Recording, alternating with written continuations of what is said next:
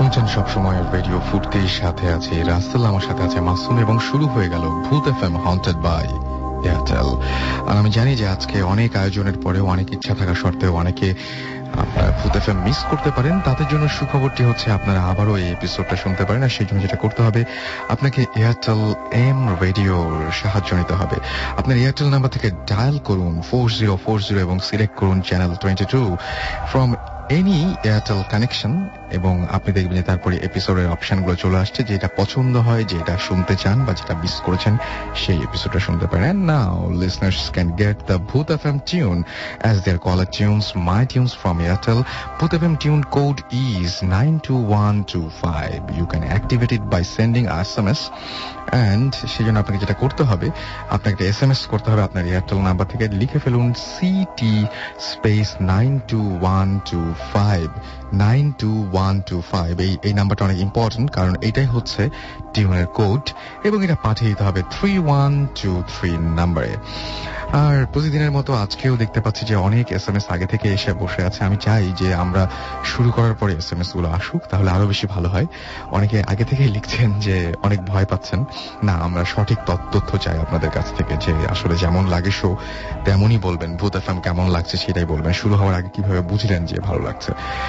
আর শুরুতেই বলে দিই যে আমাদের SMS করার যে নিয়মটি, আপনার এয়ারটেল নাম্বার থেকে অথবা অন্য যে কোনো নাম্বার থেকে আমাদের SMS করুন। লিখে ফেলুন SHOUT শাউট স্পেস আপনার নাম স্পেস আপনার মেসেজ, পাঠিয়ে দিন 9840 নাম্বারে। এছাড়াও আপনি আমাদের ইমেইল করতে পারেন। অবশ্যই সেটা যদি আপনাদের বড় কোনো ঘটনা থাকে, যে ঘটনাটা আপনার আগামী সপ্তাহে চান এই স্টুডিওতে এসে নিজে শেয়ার করতে, বা চান যে আমি পড়ে শোনাই, তাহলে আমাকে অবশ্যই ইমেল করুন। ইমেল করতে হবে আপনাকে নাম, ঠিকানা এবং ফোন নাম্বার সহ, and the email address is bhootfm@radiofurti.fm, which is BHOOTFM@radio RADIOFOORTI.fm।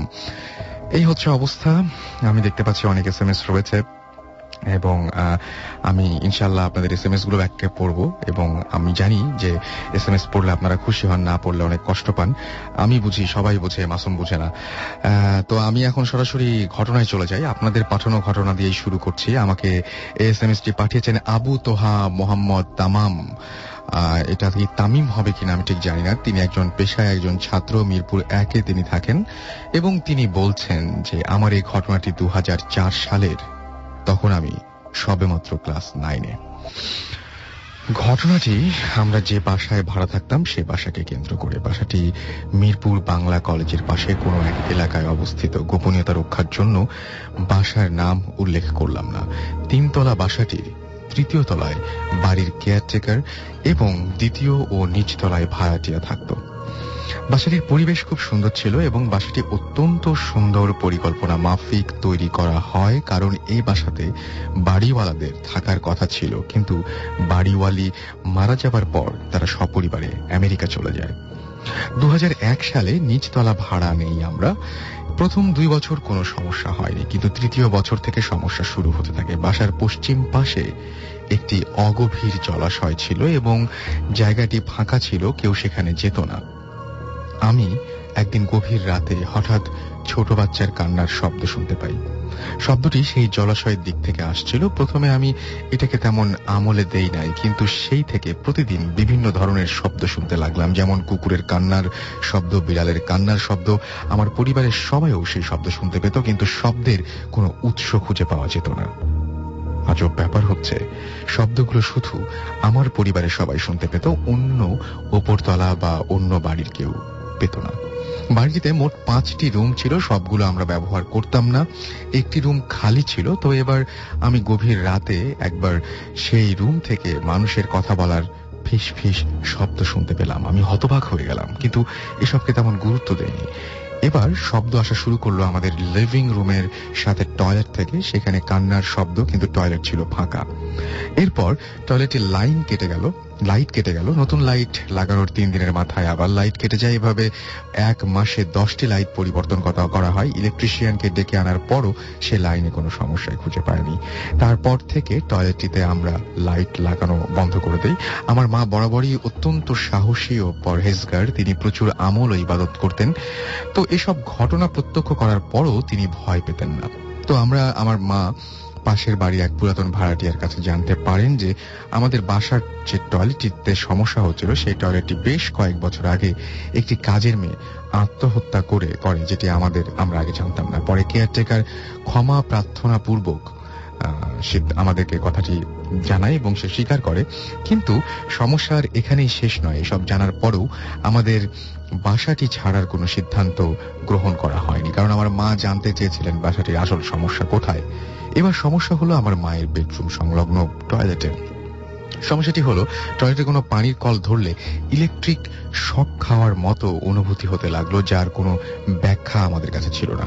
এই সমস্যার কিছুদিন পর আমার জন্মদিনের আগের দিন বিকেলে আমরা খাটে শুয়েছিলাম। হঠাৎ ঘুমের মধ্যে আমি স্বপ্নে ওই খাটেই আমাকে বসা দেখলাম এবং 7-8 বছর বয়সী ছোট ছেলে দরজা দিয়ে আমার রুমে প্রবেশ করে আমার খাটের কাছে এসে দাঁড়ায়। ছেলেটির গায়ের রং ছিল কুচকুচে কালো। আমি ভয় পেয়ে গেলাম তাকে দেখে। সে আমার দিকে চোখ বড় বড় করে তাকিয়ে বলল, তুই, তোর মা এবং পরিবারের সবাই এখান থেকে চলে যায়, না হলে একটা বড় ক্ষতি হয়ে যাবে। কথাটি বলার পরপরই সে অদৃশ্য হয়ে গেল আর আমি বিছানা থেকে লাফ দিয়ে উঠলাম। আমার কাছে ব্যাপারটি স্বপ্ন মনে হলো না, মনে হলো সত্যিই ছেলেটি এখানে এসেছিল। তো আমি মাকে গিয়ে সব বললাম। তিনি আমাকে অভয় দিলেন।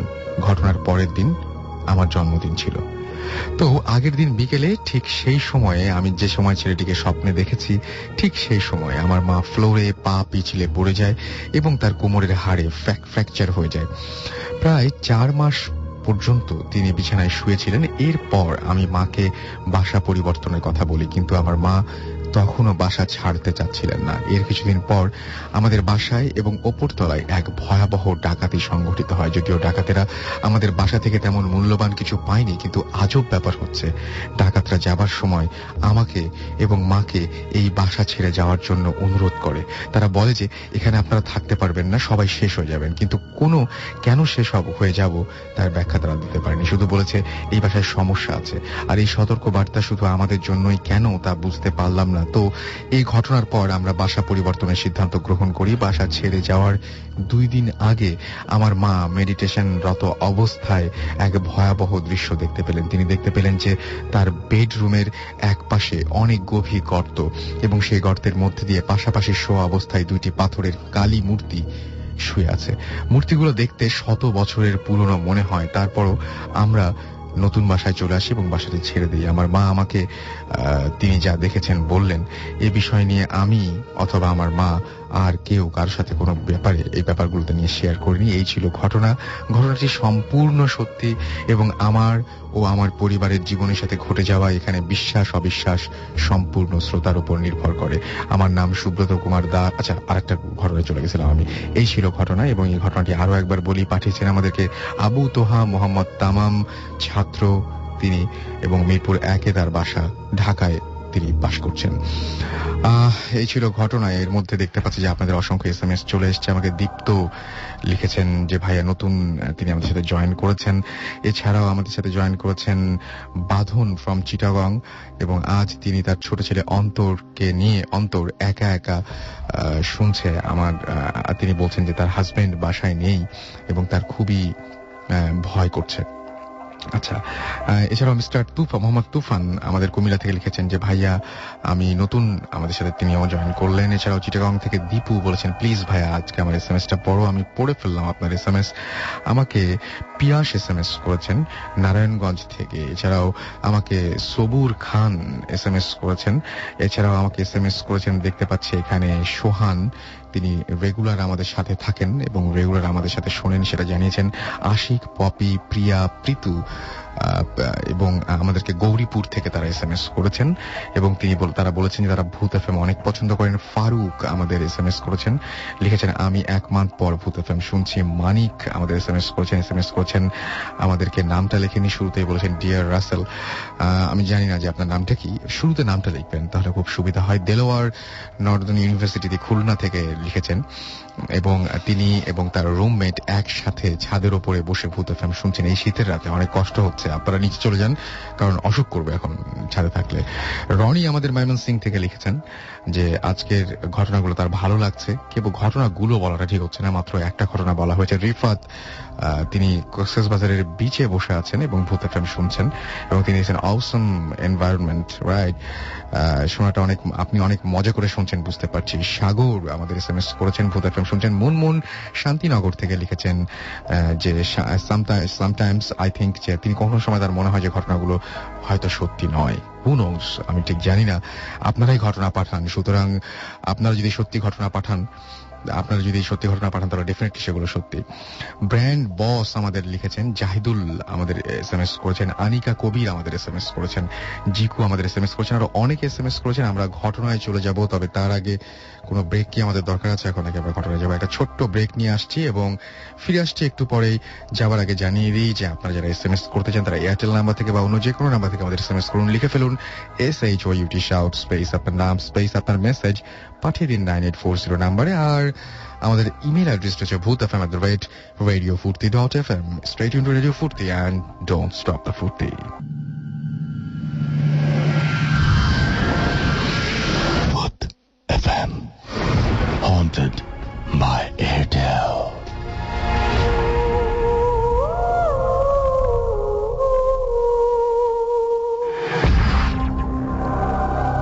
শুনছেন ভূত এফএম, হন্টেড বাই এয়ারটেল। সাথে আছি রাস্তাল এবং আমার সাথে মাসুম রয়েছে। আমরা একটু আগে একটা ঘটনা পড়েছি, বেশ কিছু এসএমএস করেছি। এখন সরাসরি আমাদের গেস্টের কাছে চলে যাবো। এন্ড আমাদের সাথে আজকে জয়েন করেছেন, আপনার নামটা বলুন। লিসেনার্স, আমি আলিফ, পাইওনিয়ার ডেন্টাল কলেজে পড়ছি, ফাইনাল ইয়ার স্টুডেন্ট। সবার আগে জানাতে চাচ্ছি যে পাইওনিয়ারের যত সব স্টুডেন্ট আছে যারা এই প্রোগ্রামটি শুনছে এত রাতে, তাদের সবাইকে ধন্যবাদ, ইনক্লুডিং মাই টিচার্স, আমার ফ্যামিলি, আমার ফ্রেন্ডস। তাছাড়া special thanks to Sejuti, Anika এবং আকিব, তারা সবাই আমাকে ইন্সপায়ার করেছে এখানে গল্প বলার জন্য, মানে স্টোরিটা বলার জন্য। আমার পক্ষ থেকেও সবাইকে সবার জন্য অনেক শুভেচ্ছা। থ্যাংক ইউ রাসেল ভাই। সবার আগে আমি ঘটনাটি বলতে যাচ্ছি এখন। এটা হচ্ছে 2004 সালের ঘটনা। এটা হচ্ছে 20 জানুয়ারি। আমার বড় চাচি ওই দিন মারা যান আর কি। তো মারা যাওয়ার 3 মাস আগে উনি একটা অ্যাক্সিডেন্ট হয় ওনার সাথে একটা রাইফেল স্কোয়ারের সামনে।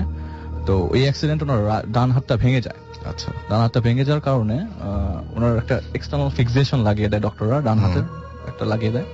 তো এখন আসল মূল ঘটনায় চলে যাচ্ছি। ওই যেদিন মারা যান সেদিন আমি সারাদিনই বিজি ছিলাম কাজে। তো সন্ধ্যার দিকে দাফন শেষ করি। সন্ধ্যা 7টার পরে বাসায় আসার পর পুরা বাসাটাই থমথম একটা পরিবেশ বিরাজ করে। নর্মাল একটা মানুষ মারা গেলে যেরকম পরিবেশ বিরাজ করে সেরকমই বিরাজ করছিল আর কি। কিন্তু ওইটার সাথে একটা আলাদা অস্বস্তিকর ফিলিংস আমাদের ফ্যামিলির সবারই মানে হতে থাকে আর কি। পুরা বাসাটা একটা ঠান্ডা, মানে গরম পড়ে গেছিল তখন জানুয়ারি মাসের। আপনার জানালার বাইরে একবার পর্দাটা সরিয়ে দেখতে পারেন যে এরকম কোনো ইমেজ দেখতে পান কিনা, বা ভালো হয় কিন্তু একবার তাকে চেক করে নিলেন যে এরকম কোনো কিছু আছে কিনা বা কোনো ইমেজ চারপাশে আছে কিনা। আসলে সত্যি কথা বলতে কি যে হঠাৎ সবচেয়ে বেশি ভয় পাবেন যদি হঠাৎ করে ঘুম ভেঙে যায় এবং সেই সময় দেখেন যে ঘরের মধ্যে এরকম একটা ইমেজ। এনিওয়েজ, আমার কাছে বেশ কিছু এসএমএস রয়েছে, আমি সেই এসএমএস গুলো পড়ে ফেলতে চাই। আমাকে জয় লিখেছেন, এসএমএস করেছেন এবং তিনি বলছেন আমার একটি ঘটনা আছে। আমার একটি এসএমএস ও পড়া হয় না। আপনার ঘটনাটি আমাদের ইমেল করে দিন, আমরা নেক্সট উইকে চেষ্টা করব সেটা পড়তে, বা আপনি চাইলে আমাদের সাথে জয়েন করতে পারেন। যদি আপনার ঘটনাটা ভালো হয় ডেফিনেটলি আপনি আমাদের কাছ থেকে কল পাবেন। বাপ্পি লিখেছেন যে একটু ভয় লাগছে, আমি আপনাদের নতুন ফ্রেন্ড। আর আমাদের লিখেছেন যে উই আর 5 ভূত, এবং তারা সবাই মিলে আমাদের সঙ্গে শুনছেন। নাম তো লেখেন নাই। রিদওয়ান বসুন্ধরা থেকে লিখেছেন যে রাসেল ভাই, আমার নেফিউ, আমি এসএমএসটা শেষ করতে পারলাম না। সোহেল চিটাগং থেকে লিখেছেন রাসেল ভাই থ্যাংক ইউ, আমিও আমার 2 ভাই মিলে অনেক এসএমএস পাঠিয়েছি সেগুলো পড়ার জন্য। আচ্ছা, আমি কিন্তু আপনার এসএমএস দেখতে পাইনি, এবার এটা প্রথম এসএমএস ছিল আপনার, সেটা আমি পড়ে ফেলেছি। মিল্টন নরসিংদী থেকে লিখেছেন যে কেমন আছেন রাসেল ভাই, আমি সবসময় ভালো থাকি, সবসময় ভালোর দলে। তিনি বলেছেন যে প্লিজ এসএমএসটা পড়েন, আমি আপনার এসএমএস পড়ে ফেললাম।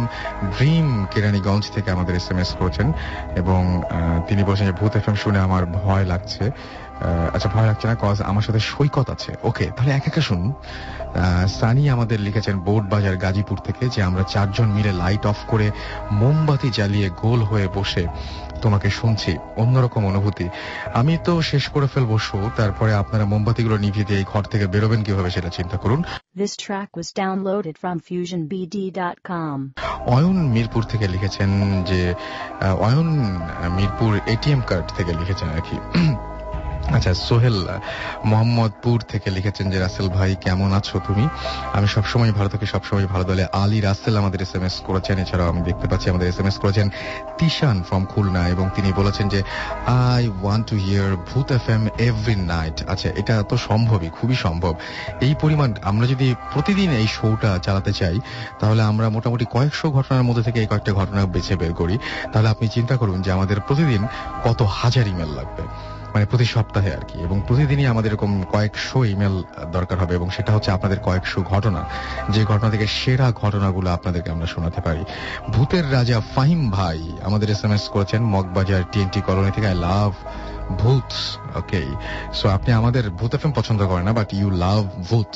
ওকে, জুয়েল গাজী আমাদের লিখেছেন রাসেল ভাই আমি আপনার এই প্রোগ্রামের খুব ভালো লাগে, এবং আমার জীবনে ঘটে যাওয়া অনেকগুলো ঘটনা আছে। আপনাদেরকে চিঠি পাঠানো যাবে, ডেফিনেটলি চিঠি পাঠানো যাবে। রেডিও ফুর্তি আর আমাদের পোস্ট বক্সটি হচ্ছে 984, এখানে আপনি ইচ্ছা করে চিঠি পাঠাতেই পারেন। আমাদের লিখেছেন যে আমার নাম প্রিন্স, আমি শেরপুরে থাকি, আমি এই ফার্স্ট SMS করলাম, আমার বাসায় কেউ নাই, আমি একা একা শুনছি, খুব ভয় লাগছে।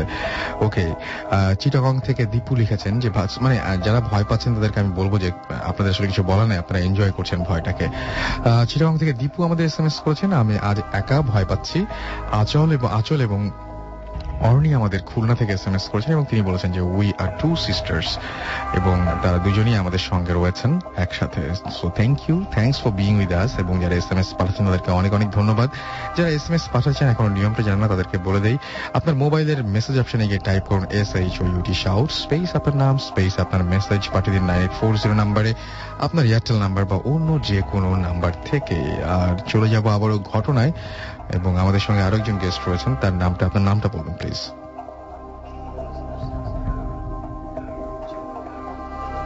আচ্ছা, এক সেকেন্ড, আমার মনে হয় যে ওখানে একটু সমস্যা আছে, আপনি বরং আমাদের সাথে এইখানে এসে জয়েন করেন প্লিজ। জি, ঠিক আছে। হ্যাঁ, আইটু কাছ থেকে বলতে হবে। ওকে, হ্যালো।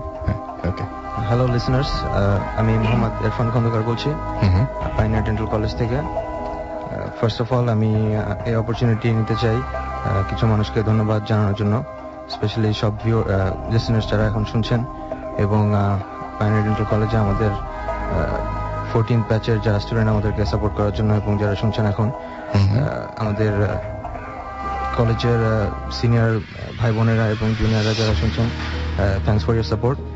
এবং অলসো টিচার্স যারা শুনছেন সবাইকে ধন্যবাদ। আমিও বলবো যারা ইন্সপায়ার করেছেন আপনাদেরকে, তাদেরকে বলবো বেশি বেশি করে ইন্সপায়ার করুন, যাতে আমরা বেশি বেশি করে গেস্ট পাই এবং আপনাদের ভালো ভালো সব ঘটনা উপহার দিতে পারি। Thank you guys. প্রথমে আমরা এখন কাহিনীতে চলে যাই।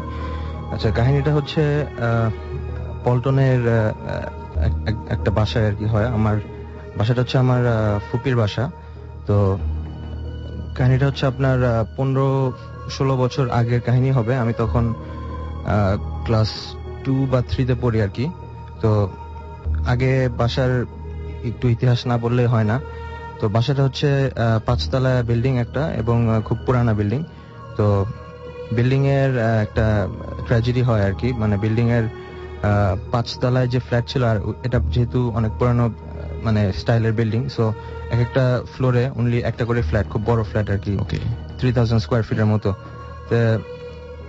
টপ ফ্লোর যেটা ছিল আর কি, ওখানে মানে একজন খুব চঞ্চল একটা ছেলে ছিল, যে আর কি অ্যাক্সিডেন্টের কারণে ওখানে মারা যায় আর কি। মানে ওই বাসার যে সিলিংটা ছিল নর্মালি অন্যান্য ফ্লোরের থেকে এটার সিলিং এর হাইটটা অন্যান্য মানে ফ্ল্যাট থেকে একটু কম ছিল। সো বিছনা থেকে একজন লাফ দিয়ে সিলিং ধরতে পারে এরকম একটা হাইট ছিল। তো খেলা করতে করতে একদিন সে লাফ দিয়ে ফ্যান মানে ঘুরছিল সিলিং এ, এবং তার মাথা ওখানে ফ্যানের মধ্যে লেগে মানে ইনজুর্ড হয় এবং ব্লিডিং এর কারণে মারা যায়। তো এরপর থেকে ভাড়াটিয়ারা চলে যায়, কিন্তু যারাই আসে ভাড়াটিয়ারা কেউ থাকে না আর কি। মানে আসার পর হয়তো কয়েক মাস এরপরে চলে যায়। তো এইভাবে যখন দেখা গেল যে আসলে কেউ আসছে না, ভাড়া হচ্ছে না, কেউ কোনো ভাড়াটিয়া এখানে থাকছে না, তো বাড়িওয়ালা যিনি ছিলেন মানে আমার ফুপি, তো উনি চিন্তা করে যে ঠিক আছে আমরাই থাকি। ওনারা যদিও দোতলায় থাকতো, তো ওনার মেয়ে আমার ফুফাতো বোন আর কি, তো উনি চিন্তা করলো যে আমি উপরে থাকি। ওনার এক ছেলে আছে, আমার মানে রিলেশনে আমার নেফিউ হয়, তো যদিও আমার থেকে বয়স অনলি 2 মাস ছোট। তো মানে আমার তো ওনারা দুজন আর কি মানে ইয়েতে টপ ফ্লোরে থাকতো। তো ওখানে আমি, আমার ছোট ভাই এবং আমার যে নেফিউ ওর নাম রাজিন, আমরা 3 জন ওখানে যে বারান্দাটা ছিল আর কি, বিশাল বড় বারান্দা, ওখানে আমরা মানে ক্যারাতে প্র্যাকটিস করতাম আর কি। আমার বাবা হচ্ছে একজন মার্শাল আর্টস এনথুজিয়াস্ট, সো আমাদেরকে ছোট থেকেই চেয়েছিল আর কি যে মানে সেলফ ডিফেন্সের জন্য, মার্শাল আর্ট শেখানোর জন্য। সো আমাদের একজন সেন্সে ঠিক করা হলো এবং সে প্রত্যেক সপ্তাহে একবার করে বা তিনবার করে আমাদের এসে ওখানে শেখাতো আর কি, বারান্দাটা আমরা শিখতাম। তো এখন যে কাহিনীটা হলো আর কি, তো ফার্স্ট অফ অল মেইন কাহিনীর আগে বলতে হয় যে আমি ওখানে আমার কিছু ওখানে কিছু মানে অদ্ভুত অনুভূতি হয়েছিল আর কি। ওইটা এই জিনিসটা আমি আগে বলতে চাই। একদিন এরকম মানে আমরা ওখানে প্র্যাকটিস করতাম বিকালে থেকে সন্ধ্যা হয়তো 7টা বা 8টা পর্যন্ত আর কি, 3 ঘন্টা। তো আমরা যখনই আমাদের হতো আর কি, পানি পিপাসা লাগতো, আমরা বারান্দা থেকে বের হয়ে ডাইনিং স্পেসে এসে পানি খেয়ে আবার চলে যেতাম।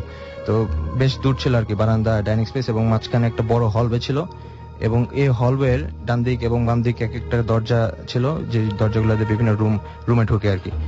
তো এরকম একদিন আমি পানি খেতে আসলাম, পানি খেলাম, খেয়ে যখন আমি ব্যাক করছি তখন সন্ধ্যার পর আর কি, আমাদের প্র্যাকটিস প্রায় শেষের দিকে চলে আসছে।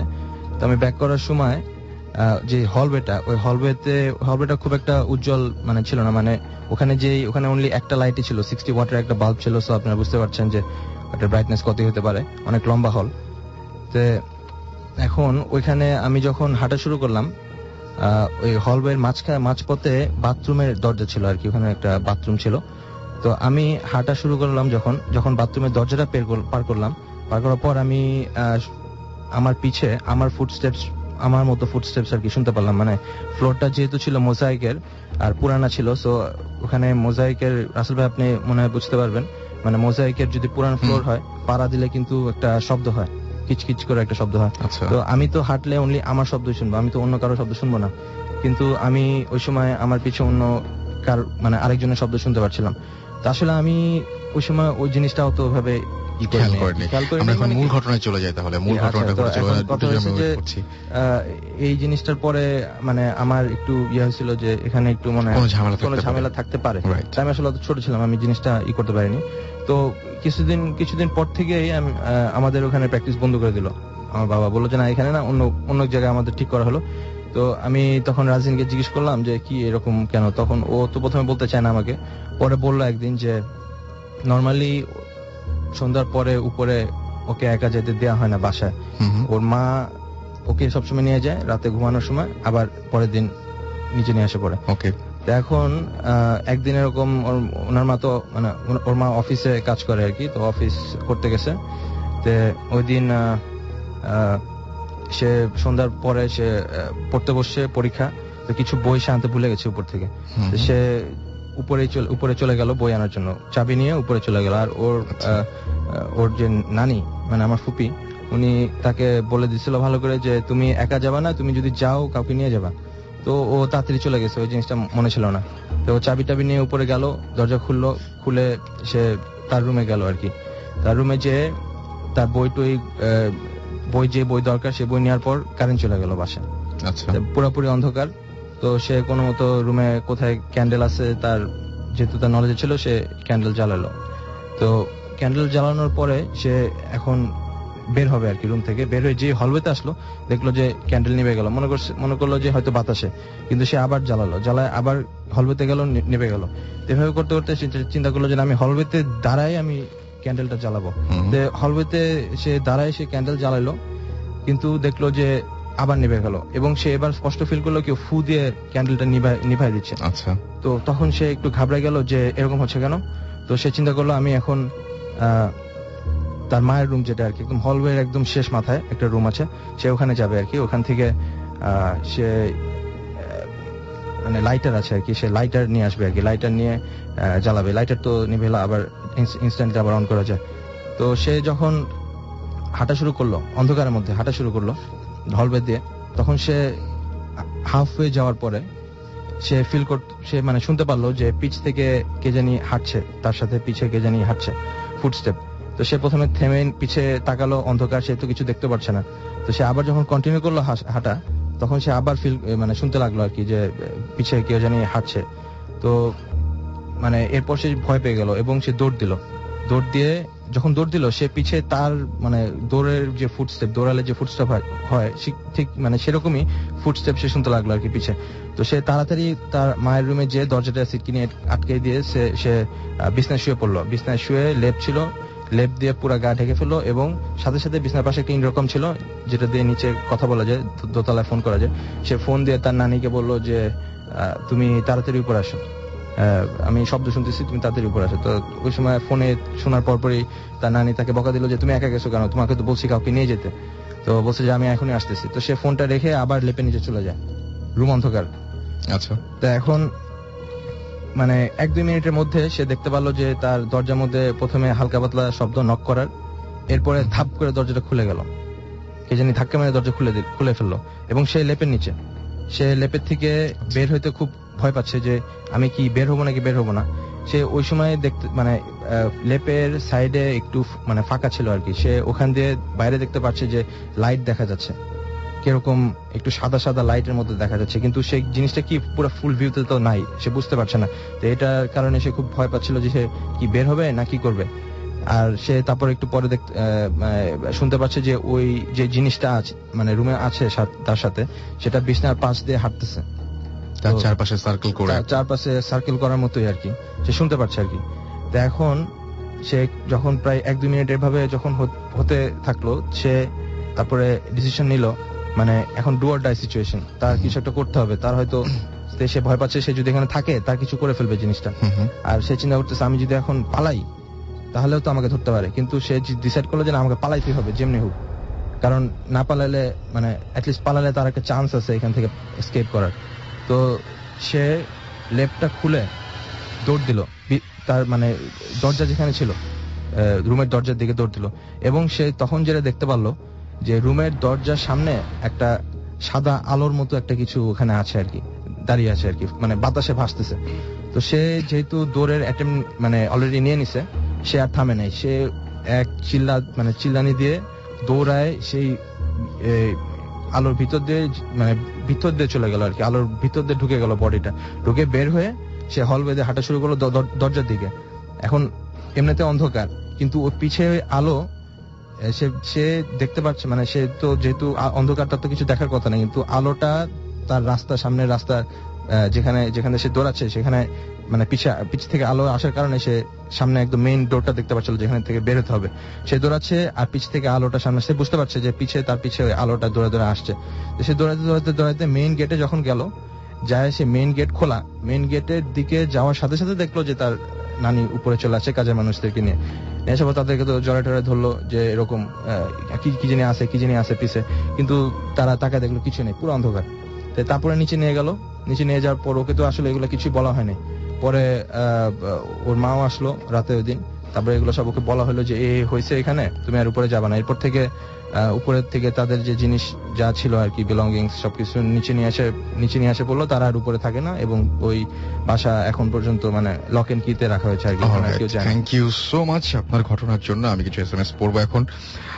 মাইকেল মাসুদ আমাদের ময়মনসিংহ থেকে এসএমএস করে বলছেন, রাসেল ভাই আমি নিউ ফ্রেন্ড বৃষ্টি আমার নিউ ফ্রেন্ড বৃষ্টি ভূত এফএম শুনছি এবং থ্যাঙ্কস বলো ভাইয়া। আমি থ্যাঙ্কস বললাম। উত্তরা থেকে তামান্না আমাদের এসএমএস করেছেন, ভাইয়া তুমি কেমন আছো? আমি সবসময় ভালো থাকি, সবসময় ভালো দলে। তিনি প্রথমে এসএমএস করছেন এবং তিনি বলছেন প্লিজ আমার এসএমএসটা পড়ো। আমি এসএমএস পড়ে ফেললাম। ফাহাদ খুলনা থেকে এসএমএস করেছেন, সাদিয়া, ময়না আপু, তিন্নি আর আমি ভূত এফএম শুনছি।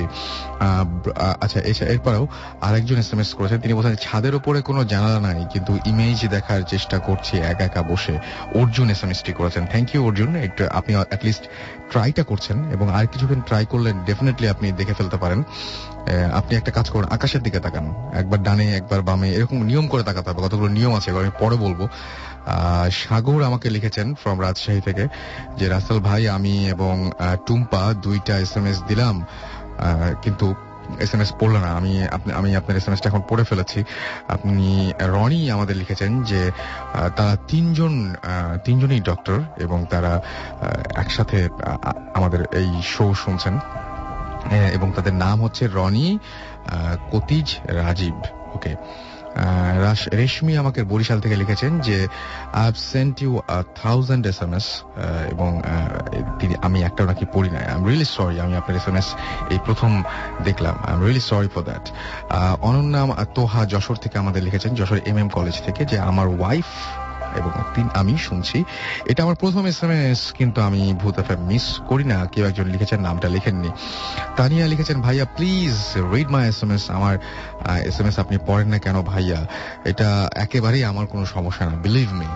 আবির এবং আপন লিখেছেন ময়মনসিংহ থেকে, রাসেল ভাইয়া চারিদিক অন্ধকার, ভূত FM শুনতে খুব ভয় লাগছে। অন্ধকারই রাখুন, না হলে ভয়টা যদি না পান তাহলে মজা শেষ হয়ে যাবে। মৌ এবং পলাশ, তারা দুজন মিলেন, তারা নিউলি ম্যারিড কাপল। ওকে, কংগ্রাচুলেশনস। এবং আমি আশা করি যে আপনারা খুব একটা হ্যাপি একটা লাইফ লিড করবেন দুজন মিলে, ম্যারিড লাইফ লিড করবেন আপনার দুজন মিলে, আমি সেটাই আশা করবো। খুব মজা করে তারা আমাদের শো শুনছেন। থ্যাংক ইউ সো মাচ আমাদের সঙ্গে থাকার জন্য। আমরা ছোট্ট একটা ব্রেক নিব এবং তারপরে ফিরে আসবো। সো স্টেট ইন রেডিও ফুর্তি এন্ড ডোন্ট স্টপ দ্য ফুর্তি। যারা SMS করতে চান তারা SMS করে এয়ারটেল নাম্বার থেকে বা অন্য যে কোনো নাম্বার থেকে লিখে ফেলুন SHOUT শাউট স্পেস আপনার নাম স্পেস আপনার মেসেজ, পাঠিয়ে দিন 9840 নাম্বারে। আর আমাদের ইমেল অ্যাড্রেস হচ্ছে bhutfm@radiofurti.fm। ইমেল পাঠিয়ে দিন নাম, ঠিকানা এবং ফোন নাম্বার সহ। ফিরে আসছি একটু পরে, কোথাও যাবেন না, রেডিও ফুর্তির সাথেই থাকুন।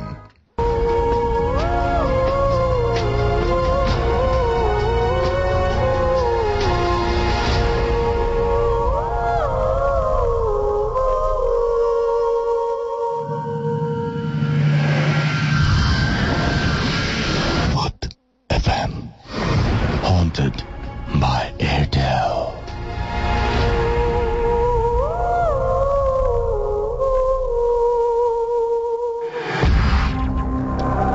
শুনছেন ভূত FM haunted by Airtel। আমি রাসেল আছি সাথে, এবং আমার সাথে মাসুম রয়েছেন, আজকের গেস্ট রয়েছেন, যারা চমৎকার সব ঘটনা উপহার দিচ্ছেন আপনাদেরকে। আর যারা এখানে উপস্থিত থাকতে পারেননি কিন্তু ইমেইলের মাধ্যমে আমাদের সাথেই রয়েছেন, তেমনই একজন সুব্রত কুমার দাস। তিনি বয়রা বাংলাদেশ কৃষি বিশ্ববিদ্যালয় সংলগ্ন ময়মনসিংহ থেকে আমাদের ইমেলটি পাঠিয়েছেন। লিখেছেন, শীতের একটা ভৌতিক ও অদ্ভুত রাতের শুভেচ্ছা জানিয়ে শুরু করলাম, সাথে এক গ্লাস ঠান্ডা খেজুরের রস থাকছেই। কই দেখতে পাচ্ছি না ভাই। আপনি একটা কাজ করুন, 9840 নাম্বারে এখনই পাঠিয়ে দিন, সেন্ড করে দিন আমাদেরকে, আমরা ডেফিনেটলি তাহলে পেয়ে যাব। আচ্ছা, যাই হোক, তিনি লিখেছেন যে আমি যে ঘটনাটা পাঠালাম তার প্রত্যক্ষদর্শী অবশ্য আমি না। আজ থেকে 26-27 বছর আগের ঘটনা। আমাদের বাড়ির সবার কাছে এটা যেন এখনো জীবন্ত। আমার দাদু, আমার বাবার বাবা ও আমার ছোট ভাই দুজনেই খুব সাহসী ছিলেন। রাতে নদীতে মাছ ধরা ছিল তাদের প্রচন্ড নেশা। আমাদের বাড়ি থেকে প্রায় 1 কিলোমিটার দূরে পুরাতন ব্রহ্মপুত্র নদ। চরাঞ্চল হওয়ায় আধা কিলোমিটারের মধ্যে কোনো জনবসতি ছিল না। সেদিন ছিল অমাবস্যার ঘোর অন্ধকারের রাত। দাদু ও তার ভাই লণ্ঠন ও মাছ মারার কোঁচ নিয়ে প্রায় রাত 12:30টার দিকে বেরিয়ে পড়ল। তাদের মা নাকি সেদিন বারবার করে যেতে বারণ করেছিলেন, তবু তারা গেল। আধা কিলোমিটার নদী পার দিয়ে মাছ ধরতে ধরতে কুড়ের কাছাকাছি চলে আসলো তারা। কুড় বলতে বোঝায় নদীর দুই উপশাখা একত্রিত হয়ে দুই উপশাখা একত্রিত হয়ে এক বড় শাখার সৃষ্টি করে, যেখানে মানে 3 নদীর মধ্যবর্তী স্থান। আর ওই জায়গাটা এখনো খুব খারাপ। ওই কুড়ের মাছ দিয়ে এখনো নৌকা, স্টিমার, লঞ্চ স্বাভাবিকভাবে যেতে পারে না, যেন কোনো চুম্বকের আকর্ষণ করে নিচ থেকে। এখনো কোনো জেলে যদি ভুলবশত জাল ফেলে তার অর্ধেক অংশ পাওয়া যায় না। আজও ওই কালো জলের তলা পাওয়া যায়নি। তো যাই হোক, মাছ ধরতে ধরতে প্রায় 3:30টার দিকে তারা ওই কুড়ের সামনে এসে দেখতে পায় বিশাল, প্রায় 7-8 হাত লম্বা একটা বোয়াল মাছ। নদী পার হতে সেটা প্রায় 2.5 হাত নিচে জলের মাঝে স্থির হয়ে বসে আছে। তাদের তাদের মনে নাকি একটু ভয়ও লেগেছিল। মাছটা মারার প্রচন্ড নেশায় দাদু তার বাম হাতের লণ্ঠন উঁচিয়ে ডান হাতে শক্ত করে কুচ ধরল, আর তার ভাইও শক্ত করে একসাথে আঘাত করলো। কুচ দুইটা মাছের শরীর স্পর্শ করার আগে তারা স্পষ্ট দেখতে পেল সেই মাছটা আর নেই। কলা গাছের ভেলায় ভাসা সাদা মার্কিন কাপড়ে একটা লাশ। দেখেই তারা দৌড়ে উপরে উঠে আসলো এবং পেছনে কোনো একটা আওয়াজে ফিরে চাইতে দেখতে পেল যে লাশের মাথা থেকে গলা পর্যন্ত বিকৃত ভয়ঙ্কর মুখটা যেন নখে আছড়ানো। This track was downloaded from FusionBD.com. বোঝা যায় মৃত, কিন্তু চোখ দুটো যেন জল করে আকাশের দিকে চেয়ে আছে। তারা পেছনে না তাকিয়ে দুজন দুদিকে জোরে দৌড় দিল। দাদু প্রায় অর্ধচেতন অবস্থায় আমাদের উঠোনে এসে পড়েছিল। তখন ভোর হয়েছে। 3 ঘন্টা পর দাদু প্রথম যে কথাটা বলল সেটি হচ্ছে, আমার ভাই কোথায়? আমাদের বাড়ির কয়েকজন সারাদিন খোঁজার পর সেদিন তার ভাইকে পেল না। পরের দিন আবার খুঁজতে বের হলো। সকাল 10:30টার দিকে কুড়ের থেকে 15-20 হাত দূরে একটা মাঝারি গর্তে দেখতে পেল উপুর করা দাদু তার ভাইয়ের লাশটা, এবং লাশটার গায়ে নখের আঁচড়ের দাগ ও শরীর থেকে বেরিয়ে আসছে মাছের বিচ্ছিরি আঁশটে গন্ধ। দাদু দৌড়ে লাশটা জড়িয়ে ধরে মুখ ফেরাতে চিৎকার করে উঠল। সবাই দেখলো যে বিকৃতভাবে লাশটা দাদুর দিকে জল করে তাকিয়ে আছে। কিন্তু আশ্চর্য ব্যাপার হলো, দাদু নাকি গতকাল কয়েকবার ওই জায়গায় তার ভাইকে খুঁজেছে। এই ছিল আমার ঘটনা। লাশটা স্নান করানোর সময় নাকি তার শরীর থেকে হলদে আঠালো পানি বের হয়েছিল। প্রায় এই ঘটনা আমার গায়ে কাঁটা দিয়ে ওঠে। ছোটবেলা থেকে দেখতাম দাদু কিছুদিন পরপরই মাঝরাতে টুকরে কেঁদে ওঠে আমার ভাই বলে, এবং দাদু মারা গিয়েছে 6 মাস আগে। তার 15 দিন আগেও সে খুব কেঁদেছিল। রাসেল ভাই, এই সপ্তাহে আমার লেখা পড়লে কৃতজ্ঞ থাকবো। থ্যাংক ইউ আমাদের এই ঘটনাটা পাঠানোর জন্য। আমরা পরবর্তীতে আরো একটা ঘটনায় যাব, তবে তারা কিছু SMS পড়তে চাই। আমাদেরকে আসিফ চিটাগং থেকে লিখেছেন, ভাই আমি একা শুনছি, আলো এবং রিপন আমার বাসায় চলে আসতে বলেন, ভূত এফএম শুনবো একসাথে।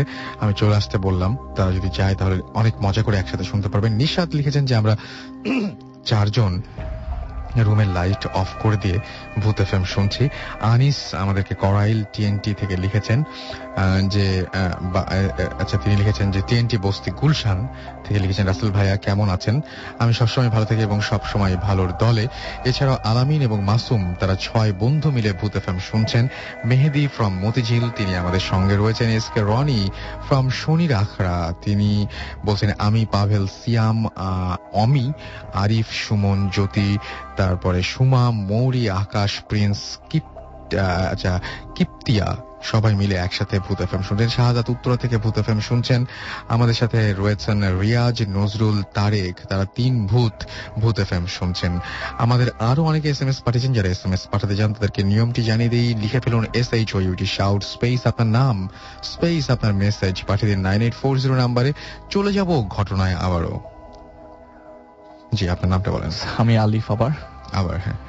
তো আমি যেটা লাস্ট ঘটনাটি বলেছিলাম সবাই তো শুনেছে ঠিকই, এটা ওইটা রিলেটেড একটি ঘটনা। আচ্ছা, তো চাচি মারা যাওয়ার 7 থেকে 8 মাস পরে সম্ভবত আমাদের রোজা ছিল আর কি। আচ্ছা, তো রোজার সময় আমার চাচির কবর জিয়ারত করতে যাবে। তো উনি মারা যাওয়ার পরে চাচা প্রায় কবর জিয়ারত করতে যেত। দিনে ম্যাক্সিমাম টাইমে দিনেই যেত, কাজের ফাঁকে চলে যেত। তো ওই দিন কেন জানি সে সেহরির আগে ডিসিশন নেয় যে আমি আমার ছোট ছেলেকে নিয়ে কবরের স্থানে কবর জিয়ারত করতে যাব। তো আমরা সবাই জানি যে আজিমপুর কবরস্থানে রাত 12টার পর কবর দেওয়া যায় না, বা ওখানে ভিজিটররা ঢুকতে পারে না। আচ্ছা, তো সে কিভাবে জানি চান্স পেয়ে যায়, কারণ সেহরির সময় হুজুরা সম্ভবত বিজি ছিল সেহরি নিয়ে, সেহরি করবে বলে কোন রকম ভাবে একটা দরজা খোলা ছিল, সে ঢুকে যায় কবরস্থানে, কবর জিয়ারত করতে চলে যায়। তো আমার চাচির কবরটা ছিল বিডিআর গেট থেকে একটু আগে, এবং এটা ইস্ট সাইডে আজিমপুর কলোনির সাথে। আচ্ছা, একদমই সাথে, দেয়ালটার একদম কর্নার। ওকে। তো সে হেঁটে হেঁটে একটা জায়গা আছে, আমরা সবাই জানি যারা কবর দিতে গেছি। তো এটা আপনার একটা জানাজার স্থান আছে, যদি কোনো লাশ জানাজার দেওয়া না হয় তাহলে ওইখানে জানাজার দেয়। আচ্ছা, তো ওইটা ক্রস করার পরে একটা প্রচন্ড ঝড় আসলো। ঝড়টা বাতাস দিয়ে প্রচন্ড ঝড় আসলো এবং আকাশ প্রায় মেঘলা। আচ্ছা, তো বাতাস প্রায় ধুলা বালি উঠছে। তো আমার চাচাকে বাতাসটা ঠেলে সামনে নিয়ে যাচ্ছে, সে যাচ্ছিল সামনে, তো বাতাসটা পিছন থেকে মানে বাতাস দিয়েই ধাক্কা দিচ্ছে আর কি, যে সামনে যাচ্ছে। তো হঠাৎ করে তার চোখ পড়লো, সাথে ছিল আমার চাচাতো ভাই। হঠাৎ করে তার চোখ পড়লো একটা মানুষ কাপড়ের শাড়ি পরে, একটা মহিলা মানুষ মাথার মুখের মধ্যে হাত দিয়ে কাঁদছে। প্রচন্ড আচ্ছা, কাঁদছে। আচ্ছা। এবং সে সেটা ওভারলুক করে সামনে এগিয়ে যায়, কিন্তু তার ছেলে আগাতে চায় না, মানে আমার চাচাতো ভাই, সে আগাতে চায় তার না। হাতটা মানে মুখ দিয়ে মুখ ঢাকা দিয়ে ছিল। কাঁদছে, মানে হাত দিয়ে মুখ ঢাকা ছিল। মুখ দিয়ে ঢাকা ছিল। হ্যাঁ, হ্যাঁ, বুঝতে সে পারছি। কাঁদছে, প্রচন্ড জোরে জোরে কাঁদছে। আচ্ছা। এবং এক কাতারে দাঁড়ালে অন্য কাতার কিন্তু ভালোই দূরে, বেশ দূরে, অনেক দূরে হওয়ার কথা। তো ওখান থেকে সাউন্ডটা পাওয়া যাচ্ছে। সে ওভারলুক করে সামনে আগাতে থাকলো, যে এত দূর কষ্ট করে চলে আসছি, আমি কবরটা জিয়ারত করেই যাই।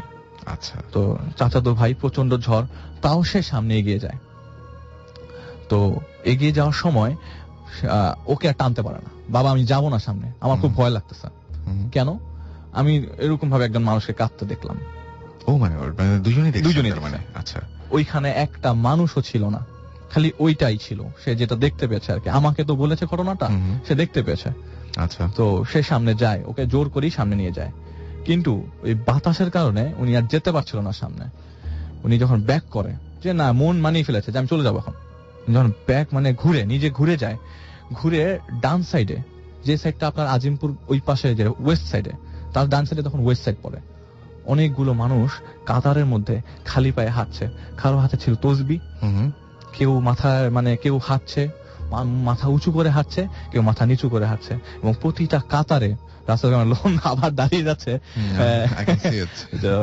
প্রতি কাতারে একজন একজন পাশাপাশি কেটে কেটে যাচ্ছে, প্রতি কাতারে, এবং কর্নারেও কবরের উপর দিয়েও কেউ হেঁটে হেঁটে যাচ্ছে। এইটা দেখার পরে ওনার আর ওই জায়গায় মন বসে না, উনি পুরো স্টান্ড হয়ে দাঁড়িয়ে যায়। উনি আগাতেও পারছে না, উনি কি করবে উনি চিন্তা করতে পারছিল না। বুড়ো মানে বয়স হয়ে গেছে 55 অ্যাবাভ। তো সে মানে আল্লাহওয়ালি মানুষ, তারপরে সে ভয় পেয়ে গেল যে আমি এটা কি দেখতেছি, আমি কবরস্থানে এসে আমি কি দেখতেছি। কবরস্থান মোস্ট পবিত্র প্লেস ইন দ্য ওয়ার্ল্ড, কিন্তু আমি এটা কি দেখতেছি, আমি এরকম দেখতেছি কেন, এত মানুষ দেখতেছি কেন আমি এখানে? একটু একটু আগে একটু মানুষ ছিল না, আমি যখন দেখি একজন মানুষ, কিন্তু ঘুরে দেখলে ওই মানুষটা নাই আর, যে মুখে কাপড় দিয়ে মুখে হাত দিয়ে কাঁদছিল, সে নাই। ওর ছোট ছেলে মানে আমার চাচাতো ভাইটা কাঁদছিল, ওইটা ও দেখতে পায়, সবগুলো সব সিন দেখতে পায়। দুইজন একসাথে দেখছে, দুইজন একসাথেই দেখছে, মানে অদ্ভুত একটা ব্যাপার। তো চাচা মানে আর নড়তে পারছে না, সামনে আগাতে পারছে না, কিছুই আগাতে পারছে না, সে স্টেপ দিতেই পারছে না। তখনও তার থেকে ওই কবরস্থান মানে জানাজার স্থানটা একটু দূরেই, তখন সে দূর থেকে দেখলো একজন লোক দৌড়ে আসছে, ছিল একটা হুজুর। আচ্ছা। ওইখানকার একজন হুজুর, যে নরমালি কবর জিয়ারত করতে এসে 2-8 কালাম পড়ে, লোকদের সাথে এসে তাকে নিয়ে যায়। সে দৌড়ে আসলে, আপনি এখানে কি করেন? এখানে তো আমরা রাত 12টার পর কোনো ভিজিটর ঢুকতে দেই না, আপনি কেন আসছেন? আপনাকে তো এখানে, আপনি কিভাবে ঢুকলেন এখানে? আমি তো গেট খোলা পাইছি, ভাই আমাকে বাঁচান। সে খুবই অসহায় বলে যে আমাদের বাঁচান। এটা বলতে বলতে সে পড়ে গেল, সে আর হাঁটতে পারতেছে না। তো ওই হুজুর তাকে কষ্ট করে ধরে নিয়ে, তো আমরা যা সবাই জানি যে কবরস্থানে ঢোকার পর 2তলা একটা বিল্ডিং আছে যেখানে হুজুরা থাকে, তো তাকে নিয়ে সে রুমে নিয়ে যায়, পানি খাওয়ায়, তাকে নর্মাল কন্ডিশনে নিয়ে আসে, এবং নিয়ে আসার পর বলে আপনি কখনো আজিমপুর কবরস্থানে রাত 12টার পরে আসবেন না, কাউকে নিয়ে আসবেন না, একাও আসবেন না, কাউকে নিয়েও আসবেন না, কারণ 1টার পর 12টার পরে আমরাও প্রায় অনেক সাউন্ড শুনি, কিন্তু আমরা এটা ওভারলুক করে যাই। আমাদের দেখেন একটা জানালাও খোলা না, আমরা কোনো জানালা খোলা রাখি না এখানকার, আমরা জানালা বন্ধ করে ঘুমাই যাই। তো এখন সেই সময় আপনি চান্স পেয়েছেন, ঢুকে গেছেন, আপনার এটা কখনোই করবেন না। এরপর থেকে আমার চাচা একটু মানে কবরস্থানটা জিয়ারত করে আস্তে আস্তে কমিয়ে দেয়, কারণ সে এরপর থেকে কবরস্থানে খুব কম যেত, মানে যেতই না, বলতে তার ভয়ের কারণে সে এখনো পর্যন্ত প্রচন্ড ভয় আছে যে কবরস্থানে যাবে। সে নাকি এখনো প্রায় মানে স্বপ্নের মধ্যে হোক নরমালি মানে ওই মানুষের হাঁটার সাউন্ড গুলা পায়, এবং যে যখন সে দেখে মানুষগুলো হাঁটছে, কারো পায়ে কোনো স্যান্ডেল ছিল না, সবাই ছিল খালি পায়ে, এবং সবার পরনে ছিল কাফনের কাপড়। আচ্ছা, সো এরকম মানে একটা খুবই মানে অদ্ভুত এটা মানে রাসেল ভাই আমি বলছিলাম লোম দাঁড়িয়ে যাচ্ছে, আমি এটা আমার কাছে 3-4 দিন আগে আপনি তো নিশ্চয়ই যিনি এক্সপেরিয়েন্স করেছেন সরাসরি তার কাছ থেকে শুনেছেন, তিনি যেভাবে বলেছেন আরো বর্ণনাগুলো অন্যরকম ছিল, আর অনেক অনেক ভয় লাগার কথা।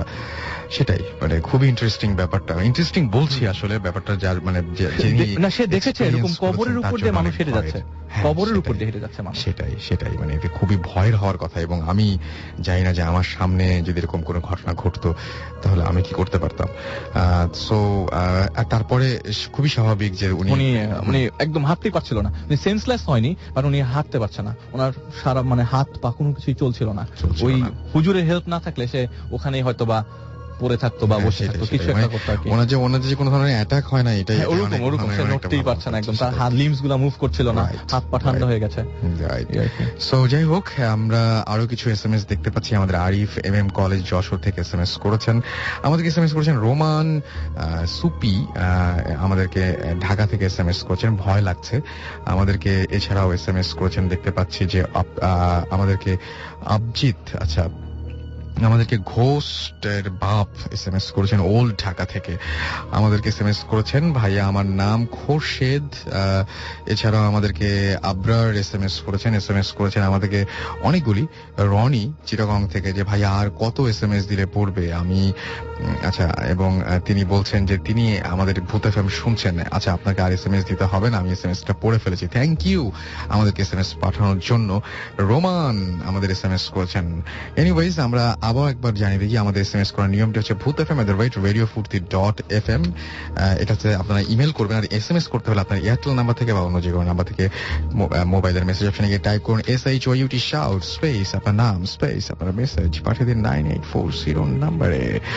আর সেই সাথে আমি বলি, আরো একবার বলতে চাই, সেটা হচ্ছে যদি আমাদের এই শোটা আজকে আনফরচুনেটলি কেউ মিস করেন, আমি জানি যে অনেকেই অনেক আশা করে, অনেক কষ্ট করে, অনেক সময় বের করে, কালকের কথা চিন্তা না করে আমাদের সাথে আছেন, তারপরে যদি কেউ জাস্ট ইন কেস মিস করে ফেলেন, তাহলেও হতাশ হবার কিছুই নেই। আপনি এয়ারটেল এম রেডিওর সাহায্য নিতে পারেন। আপনার এয়ারটেল নাম্বার থেকে ডায়াল করুন 4040 এবং সিলেক্ট করুন চ্যানেল 22, আর আপনি তারপরে দেখবেন যে একের পর এক এপিসোডের অপশনগুলো আপনি পেয়ে যাচ্ছেন এবং আপনি আপনার পছন্দের এপিসোডটি বেছে নিন সেখান থেকে।